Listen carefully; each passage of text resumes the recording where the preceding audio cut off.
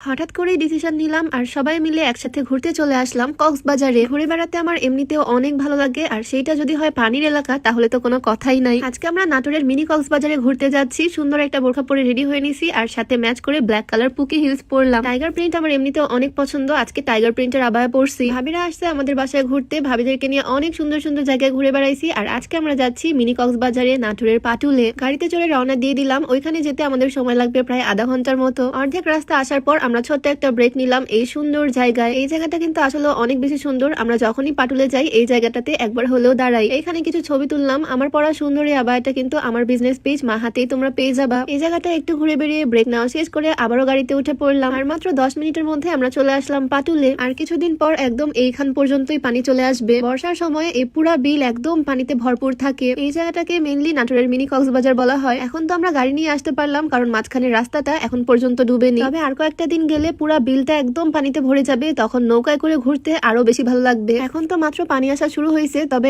এখনো কিন্তু এই জায়গাটা অনেক বেশি সুন্দর লাগতেছে। এত সুন্দর জায়গায় আমরা ঘুরতে আসছি, কোথায় আমরা সুন্দর করে ছবি তুলবো, ভিডিও করব, কিন্তু ওরা তো গাড়ি ধুতে ব্যস্ত। চারিপাশে পানি দেখে এই সুযোগে ময়লা গাড়িটাকে সুন্দর করে পরিষ্কার করে নিচ্ছে। কি বুদ্ধি ভাবা যায়। আমরা আসছি একটা জায়গায় ঘুরতে, আর তারা এসে এই জায়গায় গাড়ি পরিষ্কার করতেছে। যাক, এক কাজে দুই কাজ হয়ে গেল। ময়লা গাড়িটা পরিষ্কার হয়ে গেল, আর আমাদের ঘোরাও হয়ে গেল। আমাদের এখানে আসতে আসতে একদম বিকাল টাইম, একটু পরেই সন্ধ্যা হয়ে যাবে। ভিডিওতে দেখে হয়তো বুঝতে পারতেছো এই জায়গাটা কতটা সুন্দর। মাঝখানে রাস্তায় অল্প পানি, বাট আমার পিছনেই বিশাল গভীর পানি। কয়েকটা দিন পর যখন আরো পানি আসবে বিলে, তখন একদম পুরাটা পানিতে ভরপুর হয়ে যাবে। সেই সময় নৌকাতে করে ঘুরতে পারবো পুরা বিলটা। আচ্ছা, পানিতে পা ভিজিয়ে ঘুরে বেড়াচ্ছি, বাট এদিকে তাদের গাড়ি ধোয়াই শেষ হচ্ছে না। কিছুক্ষণের মধ্যে সূর্য প্রায় ডুবেই যাবে, আর এরকম একটা সুন্দর জায়গায় সানসেট দেখতে কিন্তু আরো বেশি ভালো লাগবে। তাদেরকে দেখে তো মনেই হচ্ছে না তারা ঘুরতে আসছে। দুজনে মিলে কি যে কাজ শুরু করে দিচ্ছে এখানে এসে। আর এদিকে সানসেট প্রায় হয়ে যাচ্ছে, সূর্য একটু পরেই ডুবে যাবে। এত সুন্দর একটা জায়গায় আসলাম, একটু সুন্দর করে ছবি না তুললে কি হয়। আর এখানে সুন্দর ছবি তোলার জন্য তোমাদের ভাই আমাকে গাড়ির উপরেই বসিয়ে দিয়েছে। চারিপাশটা একদম হলুদ হয়ে গেছে, যাকে বলে একদম গোধূলি বিকেল। এই টাইমটা আমরা দারুণ এনজয় করছি সবাই মিলে। শহর থেকে একটু দূরে গ্রামীণ পরিবেশ, বিল এলাকা, আর তার মধ্যে এই সুন্দর পানি। সুন্দর একটা পরিবেশে খুব সুন্দর একটা বিকাল কাটালাম আজকে সবাই মিলে। আর এখন ভেজা জামা কাপড় নিয়ে যাচ্ছি বাড়ির দিকে। তো যাই হোক, আজকে ছোট্ট ভিডিওটা এখানেই শেষ করছি। দেখা হবে তোমাদের সাথে নেক্সট ভিডিওতে। সবাইকে আল্লাহ হাফেজ, আসসালামু আলাইকুম।